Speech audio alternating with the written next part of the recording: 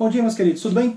Na aula de hoje vamos estudar o nazismo, que é uma forma de governo fascista, um dos regimes totalitários que vai existir, que vai comandar a Alemanha a partir dos anos 30 e durante toda a Segunda Guerra Mundial, ali sob a liderança, sob o controle direto de Adolf Hitler. Tranquilo? Bom, como sempre, vamos entender o contexto. E aqui, dentro dessa ideia desse contexto alemão, vamos sempre lembrar que aquela aula, 3 aulas atrás dos regimes totalitários, quando eu falei para vocês que tem muitas características em comum. Então aqui, muitas vezes, isso vai parecer com um caso italiano, com um caso fascista. E não é uma mera semelhança. Todo esse ponto de ser parecido vai ser muito calculado, tá? Então, por exemplo, em um instante, em 1933, em 23, eu vou falar para vocês que o Hitler, o partido nazista, tenta tomar o poder, eles vão tentar fazer um golpe de Estado. E esse golpe de Estado, eu vou inclusive falar na hora, ele é muito parecido, por exemplo, com a ideia de que o Mussolini fez, em 22, da marcha sobre Roma. E não é um acaso. Tanto a formação do partido fascista quanto a formação do partido nazista vão ser muito semelhantes, vão ser muito parecidos. O contexto todo da criação, da ascensão política desses dois grupos, o fascismo e o nazismo, é muito semelhante. Tudo bem? Lógico, vão ter características aqui diferentes uma das outras, mas no sentido de pormenores ali diferentes, mas o contexto é o mesmo. É o medo do comunismo que vai fortalecer um grupo de pessoas que não estão mais conseguindo se inserir dentro da economia, dentro da sociedade, vão adotar uma postura muito violenta, anticomunista, vão ganhando espaço junto à burguesia até chegar ao poder. Tranquilo? Mas vamos estudar então o contexto aí dos pormenores alemães. O ponto inicial do nosso estudo é o final da monarquia, o final do governo monárquico da Alemanha. A Alemanha se forma como um país em 1871 com um governo monárquico, tá? A gente tinha o Kaiser, que era o rei, o imperador alemão. Nesse caso aqui era o Guilherme II. Agora, a derrota na Primeira Guerra Mundial custou ao Guilherme II toda a sua popularidade e custou o próprio governo. A população alemã vai às ruas revoltadas com o desenrolar da guerra, com o resultado da guerra. Tem uma tendência forte comunista, tá? E aqui, só ressaltando, os comunistas, eles tinham, eu falei isso no vídeo do fascismo, os comunistas eles tinham uma postura muito antibélica, anti-guerra, durante todo o período da Primeira Guerra Mundial. Não que a maioria acabou participando no sentido de que os trabalhadores estão indo e nós deveríamos estar lá também. Mas como o conceito comunista ele é internacional, o Marx diz lá, trabalhadores do mundo, univos, o conceito da guerra, a ideia de que trabalhadores vão matar outros trabalhadores por conta de interesses econômicos burgueses, do Estado, que tem uma ligação com a burguesia, é um contexto que os comunistas eram contra. Então, as manifestações que levaram ao fim da monarquia na Alemanha têm um contexto de esquerda muito claro. Tanto de uma esquerda mais radical, comunista, socialista, como de uma esquerda menos radical, que aceitava participação política, eleições, e pensava muito mais em reformas do que numa revolução, que a gente vai chamar aqui de social-democracia. Tranquilo? Bom, essas duas esquerdas elas vão motivar as revoltas, elas vão motivar é uma espécie de revolução, Acaba não sendo uma revolução propriamente dita, porque o final dela é a abdicação. O próprio Guilherme abandona o poder, ele abdica do trono, ele foge para a Bélgica, e a Alemanha abandona, deixa de ser um Estado monárquico. Nesse meio tempo, é marcada uma Assembleia Constituinte, é escrita uma Constituição para a Alemanha, na cidade de Weimar, o que vai fazer com que essa nova fase que vai começar a surgir, a gente chama de República de Weimar. Isso porque foi estabelecido por essa Constituição uma república parlamentarista. A Alemanha teria um chanceler, que seria o primeiro-ministro, que seria o chefe de governo, o cara que dá as ordens. E teria um presidente, que seria o chefe de Estado, aquele cara que representa o país em qualquer atividade. Sei lá, tem uma reunião a nível... a Inglaterra chamou um representante da Alemanha, manda o presidente, mas quem exercia o poder de fato era o chanceler, o primeiro-ministro. Tranquilo? Bom, sobre a República de Weimar, aqui a gente vai ter que falar de uma questão social, a gente vai ter que falar de uma questão política, vamos ter que falar de uma questão econômica. Eu vou explicar aqui para vocês a questão política, juntando aqui com a questão social, que eu acho que vai ficar mais fácil, né? Assim, da gente entender, e é mais simples no final das contas. Mas vamos já pensar que é uma grande crise econômica que a Alemanha vai estar vivendo, beleza? Então, assim, esse acaba sendo o ponto principal. É uma crise econômica, mas vamos entender o lado político que vai estar permeando aí a República de Weimar. Quem vai ocupar, quem vai ter mais força eleitoral, quem vai ganhar as eleições aqui nos anos 20, né? Lembrando, é no final de 18 que o Kaiser ele abandona, né? Ele abdica do trono. Então, assim, no início dos anos 20 ali, e até quem vai assinar o Tratado de Versalhes, que vai ser assinado em janeiro de 19, vai ser esse governo republicano. E eram os sociais-democratas, era uma esquerda que aceitava negociar, uma esquerda muito mais reformadora do que revolucionária. E isso vai fazer com que todos aqueles contrários a essas tendências esquerda odiassem esse governo. Tudo bem? E era um governo extremamente democrático. Até assim, ele era extremamente democrático mesmo. Ele abre muitas concessões, muitas vezes. A República de Weimar ele abria espaço para que diversas tendências ocupassem, participassem ativamente de tudo que estava acontecendo, e abria espaço até para que grupos até mais radicais fizessem as suas ações e nem sempre fossem punidos. Então, por exemplo, apesar de ser um governo com uma tendência mais esquerda, vamos dizer aqui de uma centro-esquerda, os grupos mais radicais à esquerda, os socialistas e os comunistas, vão realizar uma série de revoltas. E até, por exemplo, na região de Munique, eles vão chegar até criar um governo próprio. Eles vão meio que fazer uma revolução ali na região de Munique, estabelecer um governo comunista, que depois vai ser reprimido, tá? A liderança desse movimento vai ser assassinada. Aqui tem o caso mais conhecido da Rosa de Luxemburgo, que participa dessas ações comunistas, lidera esses grupos e é assassinada depois, quando começa a repreensão ao movimento. Tranquilo? Então a gente tem a extrema esquerda achando que essa centro-esquerda era negociadora demais, que ela estava conciliando demais com os interesses burgueses e estão se rebelando. E lembra, isso vai causar muito medo na burguesia e vai abrir espaço para que os partidos de extrema-direita, contrários às tendências esquerda, ganhassem espaço, que eu vou falar daqui a pouco quando a gente chegar no partido nazista propriamente dito. Ao mesmo tempo, então, que a gente tinha esses partidos de extrema esquerda criticando a República de Weimar por ser muito conciliadora, por ser uma república que tem interesses trabalhadores, que está buscando, né, que ela é de centro-esquerda, ela está buscando reformas que ajudassem a população trabalhadora, a classe trabalhadora, ela é um governo que vai estar criando muitos aspectos sociais. Então a gente vai ter programas sociais de proteção aos trabalhadores, diminuição de carga horária, estabelecimento de salário mínimo. Uma série dessas mudanças vão ser feitas dentro da República de Weimar, fazendo com que eles ganhem ódio da burguesia. A burguesia, ela até tem uma postura bastante curiosa com a República de Weimar, assim. No auge da crise, ela ajuda a República, até porque a Alemanha está em crise e era necessário vencer essa crise. A gente vai ver, quando eu focar aqui na parte econômica, que houve uma possibilidade de negociações internacionais. Você vai ter a República de Weimar, né, os governantes procurando apoio das outras nações, ganhando apoio, ganhando investimentos, o que vai fazer com que a burguesia fique feliz e acabe ajudando. Mas quando a crise ela era equilibrada, vamos dizer assim, nunca a economia alemã do pós-Primeira Guerra Mundial, até a chegada do Hitler, cresceu significativamente ou qualquer coisa. Mas assim, quando ela dava uma equilibradazinha, a burguesia já ia lá e começava a falar que os republicanos, né, os sociais-democratas, eles eram muito ligados, eles estavam dando muito direitos aos trabalhadores e que isso deveria acabar.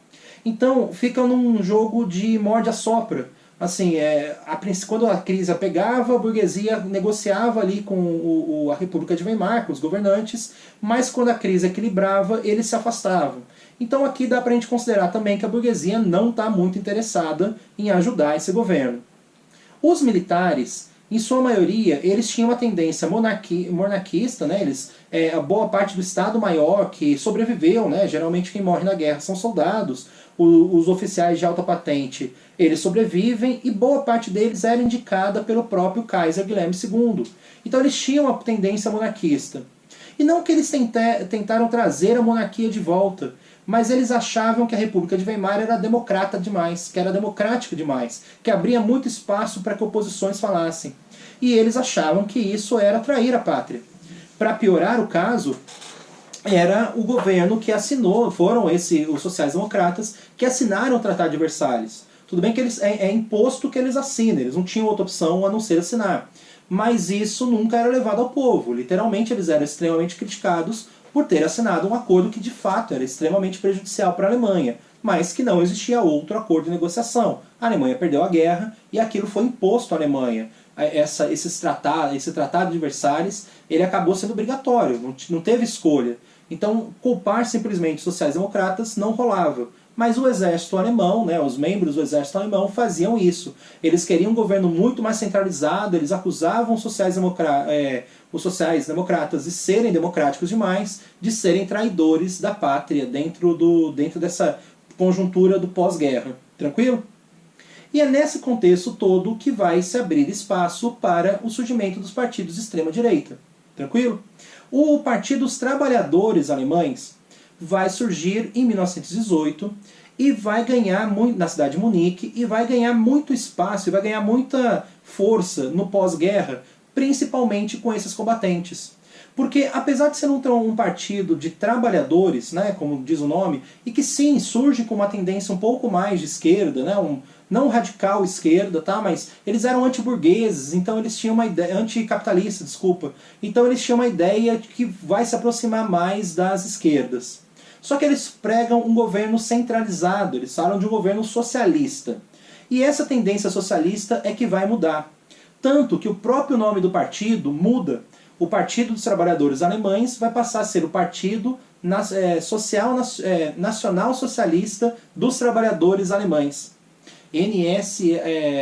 Nacional Socialista NSATP, né? Em inglês vai ser com D. Em alemão, desculpa, vai ser com D. Agora, é desse nacional socialista aí que vai vir o conceito de nazista, tá? A sigla de nacional vai vir o nazi e o socialista aí que vai vir o restante, né? O nazismo, no final das contas. Mas o que esse partido está pregando a grosso modo? Ele está falando de uma ditadura, né? Uma ditadura que tem até semelhanças com o socialismo que estava ocorrendo na Rússia, mas um socialismo nacional, como o próprio nome diz, Partido Nacional Socialista. E não um socialismo de classe.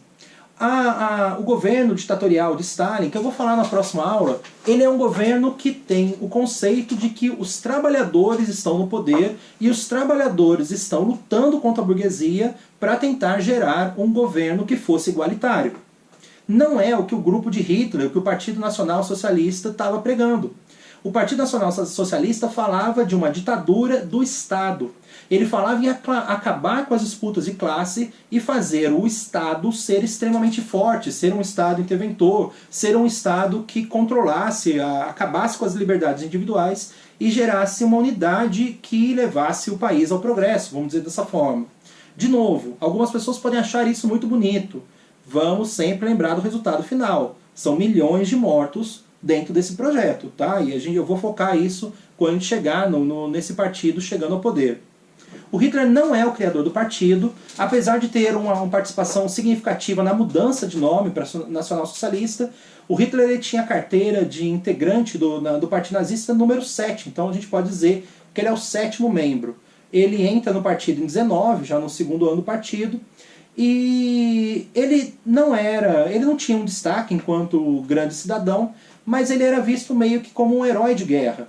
Durante a Primeira Guerra Mundial, o Hitler foi soldado, ele termina a guerra como cabo, e ele ganha 2 medalhas de honra, inclusive uma medalha, a Cruz de Ferro, que era a maior medalha de honra que existia na Alemanha.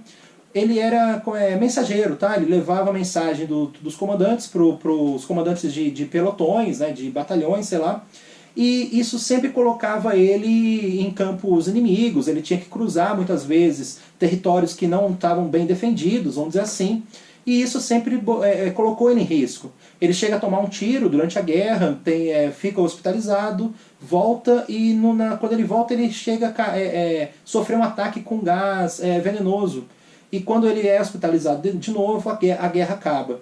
Mas nas 2 vezes que ele foi hospitalizado, como ele, vamos dizer assim, correu riscos, né, e foi atacado e sobreviveu, ele acaba ganhando medalhas e ele acaba sendo visto como um herói de guerra. Assim. De novo, ele não era um grande general, chefe, alguma coisa. Ele era um cara que correu riscos, ganhou medalhas e continuou no exército e ganhou esse espaço dentro desse lado militarista. E isso porque o Partido Nacional Socialista, os trabalhadores alemães, eles tinham uma tendência extremamente violenta contra a direita. Contra a esquerda, desculpa. Contra os comunistas. E, gente, só um ponto, tá? Eu falei contra a direita, pode aparecer alguém aí que vai tentar falar e ficar aí jogando que nazismo é de direita. É de esquerda. Gente, nossa, eu tô confundindo os lados hoje. Esquerda, mão no relógio. Gente, a grande questão aqui, a própria Alemanha diz que o nazismo é de direita. A grande questão, né, o grande ponto do surgimento do partido era o antissemitismo, já vou falar mais sobre isso, mas era a luta contra os comunistas. O partido surge para vencer, para dar porrada nos comunistas, bem nos moldes do que aconteceu no fascismo italiano. Inclusive, eu falei para vocês que dentro do fascismo italiano começa-se a surgir burgueses que contratavam membros do partido fascista para reprimir manifestações dos comunistas. O mesmo vai acontecer aqui. O Partido Nacional Socialista, logo de cara, vai criar um grupo que a gente chama de SA, que seria uma tropa, seriam ex-militares, ex-combatentes, que faziam parte do partido e que eram utilizados e que eram pagos, né, que eram contratados pelas burguesias para reprimir os trabalhadores comunistas, para reprimir em greves ou qualquer coisa do tipo. E é fácil de a gente imaginar, já que esse é um partido que está falando de uma ditadura de Estado, né, o nacional-socialismo que eles falavam, é fácil a gente imaginar que esses caras são contrários à República de Weimar, já que a República de Weimar ela é considerada por ter traído a Alemanha por conta do Tratado de Versalhes e por ser democrática demais. Tranquilo? Então, a República de Weimar, apesar de apresentar uma mudança que parece, né, assim, e aí talvez aqui eu esteja sendo muito pessoal, né, muito parcial, que parece ser uma solução interessante. Ela era o mais democrática possível dentro de um caldeirão de ideias. Então, assim, vamos ouvir, vamos tentar encontrar soluções para o que era melhor para o país, assim. Só que dentro desse apoio à democracia é que vão vir as críticas. A extrema esquerda odeia porque acha que eles conversam demais. A extrema direita acha que eles conversam demais também. E o centro acha que, olha, vocês apoiam muito os trabalhadores, ou considera que eles conversam demais, no caso dos militares. Mas a República de Weimar, ela era uma solução que foi adotada, mas que sofria muitas críticas. E por ela ser democrática demais, vamos dizer assim, por ela abrir espaço para críticas, aquilo não era calado. E até assim, você tinha ainda todo um panorama de Estado ligado à monarquia que não reprimia. Então quando a gente tinha, por exemplo, os nazistas dando porrada, né, dos comunistas, ou os comunistas tentando uma rebelião, né, como foi o caso ali que eu falei para vocês de Munique, o Estado pouco fazia, a polícia pouco atuava, aquilo tudo acabava muito que funcionando, no final das contas. Aquilo acabava muito que ganhando espaço que, teoricamente, você poderia ter evitado com uma ação com controle maior. Um pouco mais de centralização política ali, vamos dizer assim.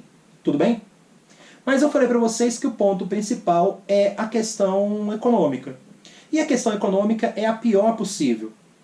O pós-guerra, a Alemanha está completamente destruída economicamente. É até interessante que a indústria alemã, propriamente dita, ela está completamente destruída, mas como eles tinham participado ativamente da segunda revolução industrial, desenvolvendo novas tecnologias, as ideias estavam lá. Então era só você gastar dinheiro e reaplicar. E assim, aquilo realmente demorou para acontecer, porque a Alemanha não tinha grana para isso. Mas quando a grana apareceu, basicamente por apoio externo, a Alemanha até consegue um certo desenvolvimento. Mas aí eu vou voltar vou explicar para vocês daqui a pouco. Antes eu quero falar um número para você, na verdade eu vou falar alguns números, mas vou explicar para vocês um número para vocês terem uma ideia de que tipo de crise que eu estou falando. Em abril de 1922, $1 era o equivalente a 100 mil francos, que era a moeda do... Desculpa, francos é da França. É 100 mil marcos, que era a moeda alemã. No ano seguinte, 1923, em setembro de 1923, esse valor ele já vai passar para 350 milhões. Ou seja, em um pouco mais de um ano, a Alemanha vai ver uma desvalorização da sua moeda que, cara, um professor de história, desculpa, eu nem sei dizer aqui numa porcentagem. $1 vai sair de equivalente a 100 mil marcos, quase que eu erro de novo, para passar a ser o equivalente a 350 milhões de marcos. Gente, a economia das pessoas, o dinheiro que a pessoa guardou no banco, sabe, qualquer tipo de coisa que você tivesse guardado, você tinha perdido, acabou, não tem mais grana, literalmente, assim. Aquele dinheiro que o cara tinha guardado, a inflação comeu, porque os preços nisso vão subindo, no final das contas.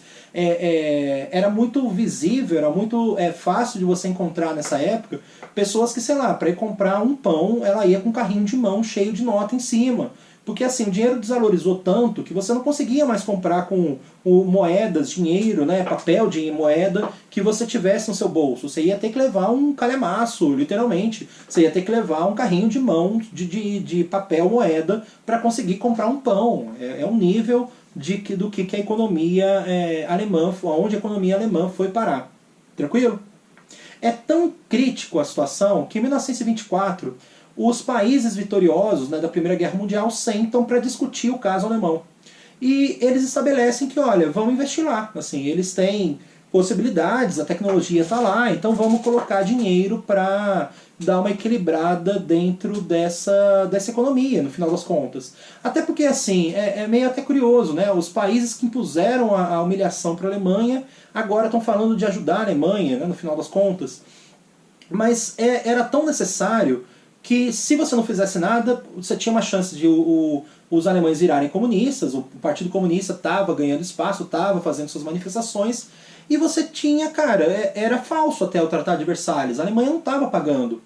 Então eles começam a discutir até como que a Alemanha pagaria. A princípio eles falam que, olha, vocês vão pagar a partir do PIB. Então se o PIB crescer, a Alemanha paga mais dinheiro. Se o PIB cair um pouco, a Alemanha vai pagar menos. O que num primeiro instante, até a burguesia alemã acha interessante, porque assim, vai vir dinheiro e a gente vai pagar mediante o nosso crescimento. Mas aí o que eu falei para vocês, assim, quando equilibrou, quando começou a chegar o dinheiro e a economia começa a dar olha, parece que vai funcionar, os burgueses rompem com a República de Weimar, se juntam ali aos nazistas para começar a reprimir os trabalhadores, que na visão deles tinham muitos direitos, e isso vai começar de novo a desencadear uma crise. E aí os países que estão botando dinheiro lá sentam de novo a conversar. E aí eles tentam mudar o panorama do pagamento. Até assim, a segunda proposta é até meio curiosa. Eles falam de a Alemanha pagar valor, meio que, vamos dizer assim, dividir o valor que a Alemanha está devendo até 1988. Estou falando de 1955 e eles estabelecem que até 1988, 1925 eu falei certo, e até 1988 a Alemanha ficaria pagando a sua dívida do Tratado de Versalhes. Assim.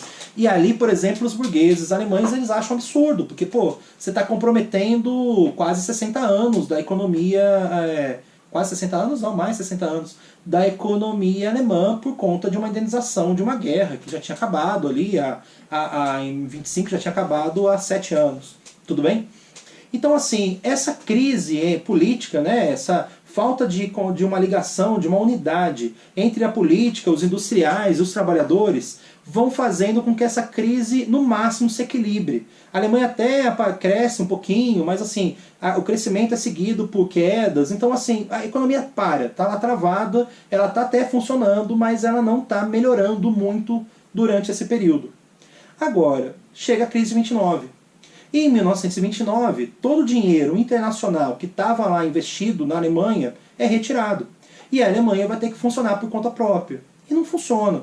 O Estado era muito caro, já que tinha muitos programas sociais, e literalmente não se paga, não tem como, assim, vai entrar numa crise de novo, né? Vai ficar em dívidas com, não só com os países que investiram dinheiro, né, que emprestaram, e que o governo agora tem que pagar, mas com os próprios trabalhadores. As empresas começam, como os investimentos saíram, as empresas começam a falir, você não tinha dinheiro para pagar o seguro-desemprego para todo mundo. Então, literalmente, assim, a crise 29 volta ao zero a economia alemã. Volta para o panorama que você estava em 1918, quando acabou a Primeira Guerra Mundial. Tudo bem? Agora, vamos voltar um pouco aqui para a gente pensar no nazismo, né? Eu falei da criação do partido, eu falei que o partido era contrário à República de Weimar. No auge dessa crise, em 23, pouco tempo depois aí da marcha sobre Roma do Mussolini, o grupo de Hitler tenta fazer o mesmo. Só que é fracassado. Em 23, o partido nazista era visto só como um grande número de leões de chácara que eram contratados para ir dar porrada nos comunistas e nos trabalhadores grevistas. Eles não eram vistos com seriedade dentro de um sistema partidário, de que tinha ordem no sentido legal, de que vão cumprir as regras do jogo.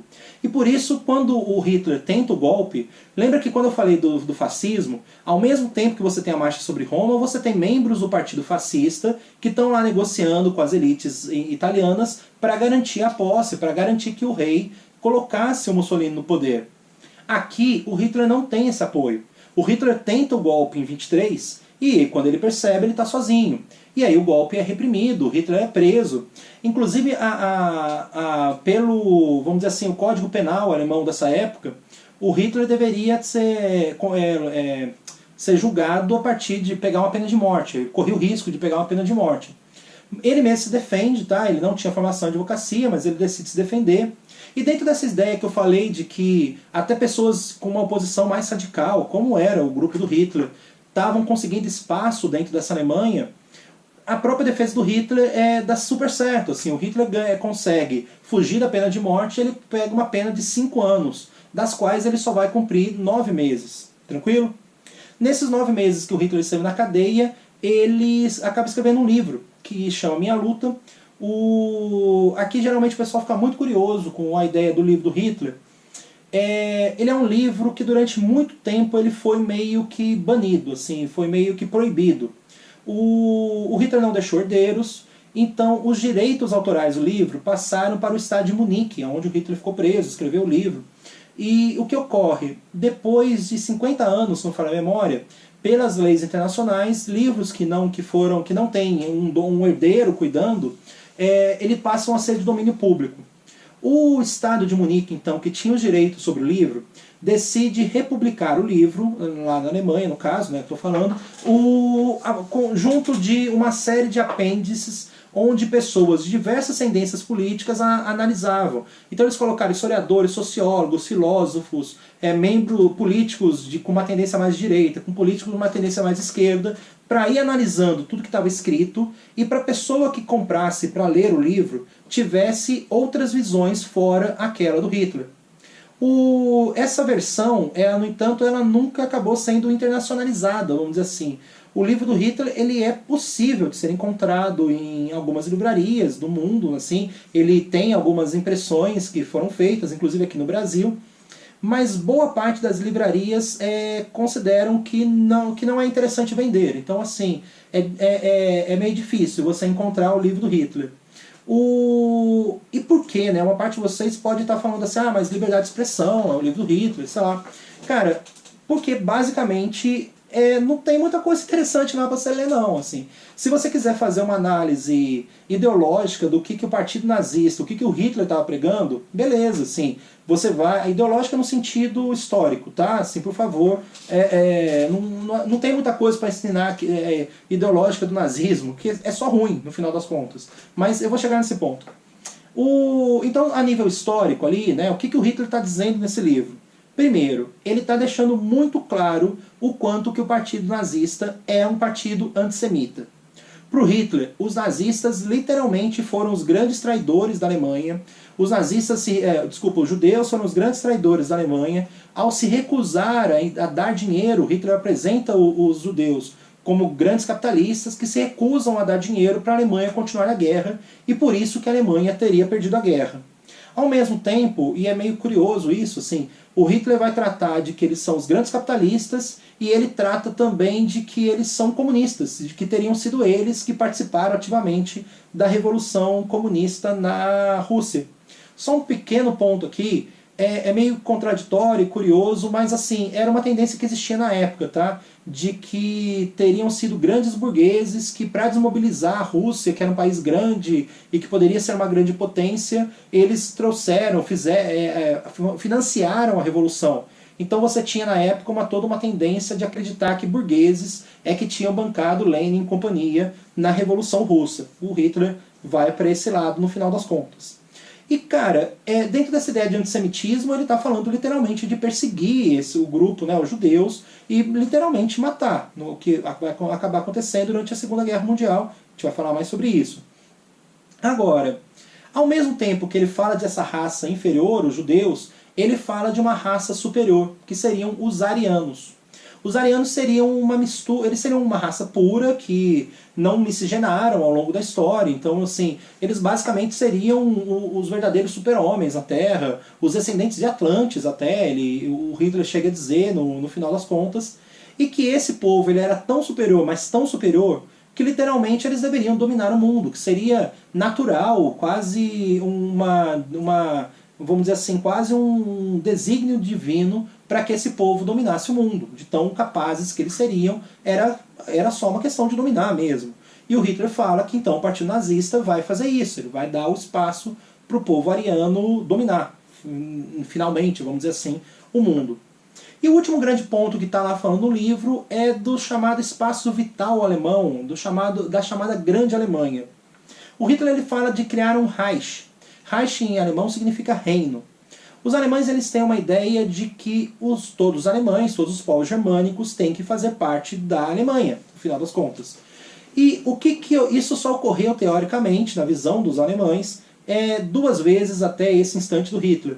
Seria lá no Sacro Império Romano-Germânico, lá na Idade Média, seria na formação da Alemanha em 1871, e o Hitler fala a Alemanha tinha perdido territórios durante a guerra, então esse segundo Reich teria acabado aí. O Hitler fala de criar o terceiro Reich, o terceiro instante onde todos os povos germânicos ficariam sobre o mesmo país, sobre uma unidade alemã. E ele fala de que, olha, nosso espaço vital, a gente tem que ter esse espaço para conseguir dar a chance para os arianos massacrar os judeus e literalmente dominar o mundo. Essa que é a grande postura que o Hitler vai estar dizendo no seu livro, beleza? Tranquilo, gente, nesse ponto? Agora eu vou falar para vocês de como que esse partido chegou de fato ao poder. Depois que o Hitler saiu da cadeia, você até é um período ali que chegou o dinheiro, que eu falei para vocês que a economia deu uma equilibrada, e a impressão que se tem ali em 25, 26, é de que o Partido Nazista morreu, porque não tinha mais espaço ali. A economia estava funcionando assim, relativamente bem, então você não tinha mais espaço, a necessidade de gente para ir dar porrada nos comunistas. A economia estava funcionando, o capitalismo estava renascendo, vamos dizer assim. E a impressão que se tem é que o Partido Nazista ele perde espaço. Inclusive nas eleições, os nazistas disputavam eleições, eram votados ou não votados. A quantidade de votos ao Partido Nazista vai decaindo significativamente. A eleição, se não me falha a memória, de 1924, eles só conseguem 12 cadeiras no Reichstag, que é o prédio o parlamento alemão. O que era muito pequeno, tá? Era basicamente quase, vamos dizer assim, um número mínimo ali de voto, vamos dizer, era o menor do partido, da representação. Agora, a crise de 29 renasce o Partido Nazista. Ali a gente tem de novo os comunistas lutando para realizar uma revolução comunista na Alemanha, e basicamente os nazistas são de novo vão ganhando espaço com a burguesia para ir lá reprimir esse movimento. Mas aqui o Hitler vai fazer aquela mudança que o Mussolini fez. Ele vai começar a fazer com que seu partido não fosse só o o leão de chácara aí, violento, que dá porrada. Ele vai começar a falar muito mais de ordem, ele vai começar a falar muito mais de como que politicamente poderia ser feita uma mudança. E essa mudança de postura, de uma coisa, abandonar a violência para uma coisa mais, não vou dizer aqui conciliadora, mas uma coisa mais legalista, ordeira, é que vai fazer com que esses caras passem a ser vistos, os nazistas passem a ser vistos como eleitoralmente possíveis, assim, de que a gente pode votar nesses caras, no final das contas. E é o que vai acontecer. As eleições de 1933, elas vão trazer literalmente uma ampla, uma esmagadora vitória do partido fascista, do partido nazista. Cara, 230 cadeiras. Eu falei que 10 anos antes ele estava com 12, em 33 eles estão com 230. Com 230 cadeiras eles conseguiam, por exemplo, barrar todas as propostas de lei que eles não quisessem. Eles literalmente, eles não tinham ainda o suficiente para aprovar todas as formas de lei. Eles tinham a maioria, mas não a maioria absoluta, vamos dizer assim. Então algumas leis não dependiam só deles, eles dependiam em alguns instantes de uma negociação. Mas qualquer lei eles conseguiriam barrar, se não fosse uma lei interessante para eles. Apesar de no parlamento a vitória dos nazistas ter sido esmagadora, o Hitler perde as eleições para presidente, para o Hindenburg, que era um ex-militar, teve uma participação interessante, também era um herói de guerra, teoricamente, mas nesse caso um estrategista. Tá? O Hindenburg já estava bem mais velhinho, ele era um general durante a guerra, enquanto o Hitler era um cabo. Mas como o partido nazista estava muito representado, o Hindenburg ele é basicamente obrigado a trazer o Hitler para o seu governo. O Hindenburg ele é o presidente, então ele é o chefe de Estado, ele é aquele que representa a Alemanha, mas ele traz o Hitler para ser o chefe de governo, o chanceler. E como chefe de governo, o partido nazista e o Hitler, ele vai cada vez mais buscando a diminuição das liberdades. Tranquilo? E aqui são parênteses, eu falei o partido nazista e o Hitler. Gente, como eu falei para vocês, eles acreditavam em lideranças infalíveis. Então aqui, quando eu falo Hitler, vocês podem pensar no partido nazista como um todo, no sentido de que todos eles, os nazistas, acreditavam que o Hitler era o cara a ser seguido, que ele não errava, que era praticamente um semideus. Então assim, no final das contas aqui dá no mesmo, beleza?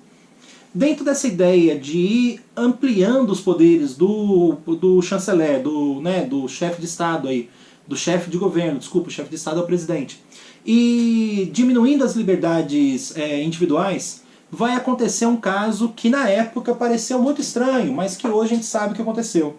O prédio do parlamento vai pegar fogo. Hoje a gente sabe que foram os próprios nazistas que literalmente tacaram fogo para criar o caos, para criar uma situação problemática. Mas na época os nazistas acusaram os comunistas. E nisso, o parlamento vai criar leis para diminuir as liberdades individuais, para perseguir as oposições e para ampliar os poderes do Hitler. No ano seguinte, temos dois eventos também que são exatamente dessa forma, de criar uma situação complicada e ampliar os poderes do Hitler, limitando as liberdades. O primeiro é a chamada Noite dos Punhais, quando toda uma parte, são 34, se não falha a memória, membros do partido nazista vão ser assassinados numa mesma noite. Eles vão culpar os comunistas, eles vão culpar os judeus também nesse meio termo aí. Hoje a gente sabe que foram os próprios nazistas que fizeram isso. Por que os nazistas mataram nazistas? Lembra que eu falei quando eu falei da criação do partido, que tinha uma parte do partido que era mais esquerda, que era mais anticapitalista? Esse grupo ainda existia dentro do partido. O nazismo chegou ao poder com Hitler, o Hitler era o principal nome, mas você ainda tinha uma parte do partido que acreditava que, olha, a gente chegou ao poder, então agora vamos acabar com o capitalismo. E esse grupo não era muito bem visto pelo Hitler. E aqui tem um ponto só interessante, tá? O grande líder desse grupo era o líder das tropas da SA, que eram os grupamentos ali de militares do partido. O Hitler acaba criando uma tropa de elite dessa tropa, que é a SS, e que é a tropa a tropa do trovão, a Stormtrooper, é a tropa de ataque mesmo, o grupamento de apoio, né, de proteção que eles falavam, que é a elite mesmo desses militares do partido, e a SS acaba matando a liderança da SA, tudo bem? Então assim, o lado mais à esquerda, o lado mais anticapitalista do partido é assassinado, e o Hitler vai ficar com o partido literalmente na sua mão, sozinho, ali como grande liderança, e ainda vai ter um espaço para culpar a oposição e, de novo, criar leis que limitassem as liberdades individuais e ampliassem seus poderes. Se isso já não fosse suficiente, no mesmo ano, em 84, o Hindenburg morre. E na hora que o Hindenburg morre, dentro do parlamento, vai ser dado ao Hitler também o cargo de presidente. E aí o Hitler vai ser chefe de governo e chefe de Estado. E é quando a gente pode falar abertamente de que a Alemanha virou um regime totalitário. Ali, o Hitler ele é o dono da Alemanha. Ele é nazista, todo o governo alemão, o governo vai estar diretamente ligado ao Hitler e ao partido nazista. Beleza? A nível político, né, como é que a gente vai, o que a gente tem que analisar aqui? É um governo extremamente centralizado, que vai perseguir as oposições de uma maneira extremamente cruel. São criados campos de concentração, aqui nesse instante, a princípio não para os judeus, tá? Os campos de concentração vão ser para eles depois. Mas os campos de concentração vão ser criados para a oposição. Comunistas, até os sociais-democratas, que eram mais negociadores ali, mas que eram vistos como os inimigos. E para prender esses caras é até criada uma polícia política secreta, que é a Gestapo, né? A Gestapo, que ela vai servir para descobrir, né, os casos, investigar os casos de oposição, punir essas pessoas que, gente, eram mortas, tá? No fim, aqui não vou poupar a palavra morta, não. Literalmente, se a Gestapo prendesse alguém, é matar a pessoa, tudo bem?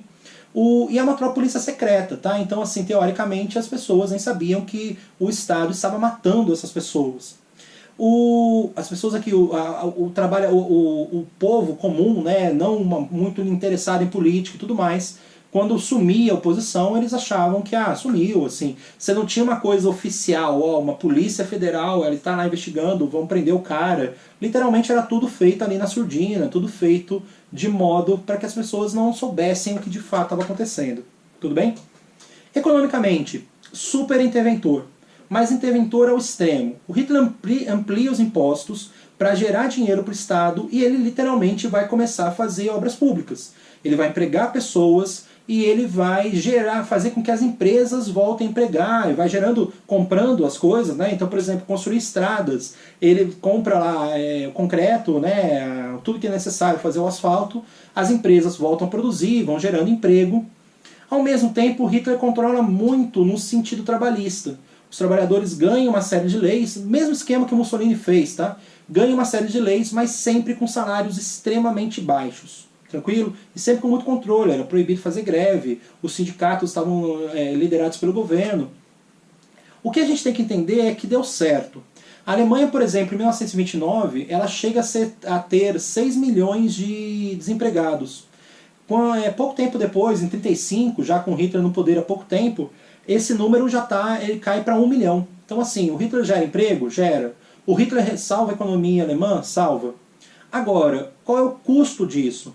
A população alemã não se enriquece nesse processo, tá? O custo de vida ainda é muito alto, os salários eram muito baixos, os impostos eram muito altos. A grosso modo, o governo alemão, o Estado, se enriquece, e como o Estado está bancando a burguesia nessas obras públicas, a grande burguesia, né, a grande elite econômica da Alemanha e o Estado se enriquecem enquanto o povo está empobrecido. Aí vocês podem falar assim, mas por que o povo não se revoltou? Pelo amplo controle do Estado, tem lá a Gestapo e tem a propaganda política, que é o mais brutal aí. O Goebbels, que é o ministro de propaganda do Hitler, ele era muito eficiente nesse processo de usar a rádio, de usar o cinema dentro da lógica, dentro desse controle estatal que vai estar sendo feito, dentro desse nacional-socialismo que vai estar sendo implementado pelo Hitler. Então, assim, desde a criação da juventude hitlerista, que vai formar os futuros nazistas, que vai preparar as crianças para a mentalidade que os nazistas queriam, de que, olha, a gente pode daqui a pouco entrar numa guerra, vocês têm que lutar, e vocês têm que obedecer, você tem que ter que crer que o Hitler é o grande herói. E disso, cara, assim, esse controle de propaganda, até assim, brinquedo, vai ter uma suástica lá desenhada, para criança, desde criança mesmo, desde bebê, a começar a associar a Alemanha àquele partido. Tranquilo? Outra coisa, cinema, né, o tempo todo. E o partido também vai se esforçar muito para fazer com que aquilo tudo fosse muito ordeiro, bonito. Então as reuniões de partido vai ter muita gente, todo mundo usando o mesmo uniforme. A SA usava uma camisa parda, e aí vai estar lá todo mundo de pardo. A SS usava uma camisa preta, todo mundo lá de preto, marchando. Aquilo era filmado, era exibido nos cinemas. Uma indicação aí de filme para vocês é relativamente fácil de achar. O Triunfo da Vontade, que mostra um comício do partido nazista, se não me engano, em 1936. E que, cara, é super grandioso, é uma coisa super... Até as obras, né? O Triunfo da Vontade é gravado num campo de pouso Zeppelins em Munique. E assim, é um troço imenso, cheio de suásticas extremamente significativas, grandes, um pessoal lá marchando e tudo aquilo controlada por uma pessoa só, o Hitler. Isso tudo chamava muita atenção e estabelecia todo esse controle que o governo alemão queria. Além disso, a gente tem que analisar aqui um ponto que é bem polêmico, que é o fato de que o mundo talvez não estivesse tão contrário assim ao que o Hitler está fazendo. Isso porque, em 1936, por exemplo, as Olimpíadas foram marcadas para Berlim. Literalmente, poderia, sei lá, olha, vocês são um bando de cara escroto e olha, a gente não vai fazer a Olimpíada aí. Mas o mundo meio que passa pano. Vamos lá ver o que o Hitler tem para apresentar pra gente, né? Os estádios vão ser construídos, obras públicas todas, e a Olimpíada lá cheia de suásticas, medalhistas até de outros países fazendo o Heil Hitler, né? Levantar lá o braço direito, homenageando o Hitler quando recebiam as medalhas. O Hitler mesmo vai entregar as medalhas de ouro. Mas a Olimpíada é marcada pelo Jesse Owens, né? Que é um negro americano, e ele ganha as principais provas das Olimpíadas. Ele ganha o salto à distância, o salto em altura, os 200 metros, os 100 metros, se não falha a memória. Sendo que os 100 metros geralmente é a competição mais, né, uma das mais celebradas Olimpíadas, né? A gente tem aqui o Usain Bolt, né, que ganhava sempre. O Jesse Owens, ele quebra o recorde mundial naquela época, ele era o Bolt da época, vamos dizer assim. E quando ele ganha, tem até uma particularidade que o Hitler tinha saído do estádio pouco tempo antes. E aí surge a ideia de que o Hitler não quis entregar a medalha de ouro para ele. Então assim, depois o Jesse Owens, ele até tinha uma foto que o Hitler cumprimentando ele depois, mas assim, aquela ideia de que um negro ganhou dos arianos, né, que a Olimpíada de certa maneira era o Hitler tentando mostrar que os arianos eram a raça superior mesmo. E não foi isso que o Jesse Owens mostrou para o mundo, no final das contas. Tranquilo? Bom, tudo isso está acontecendo ao mesmo tempo que vai ter uma ampla perseguição ao povo judaico. Mas eu vou falar dessa ampla perseguição ao povo judaico nas nossas aulas sobre a Segunda Guerra Mundial. Tudo bem? Mas lembra, né? Todos esses avanços, todas essas mudanças que o Hitler está fazendo são marcadas por mortes. Só um ponto aqui que cabe bastante nessa aula. Dentro dessa ideia de uma raça pura, dos arianos dominando, o governo, logo de cara, desde 1933, o governo incentivava, olha a palavra que eu usei, incentivava as famílias a entregarem qualquer pessoa que tivesse uma doença hereditária ou que tivesse algum tipo de deficiência física. E o incentivo era assim, olha, chama o pessoal do Estado que a gente vai levar esses caras para um lugar, porque eles vão ser tratados, eles vão ganhar algum tipo de acompanhamento médico.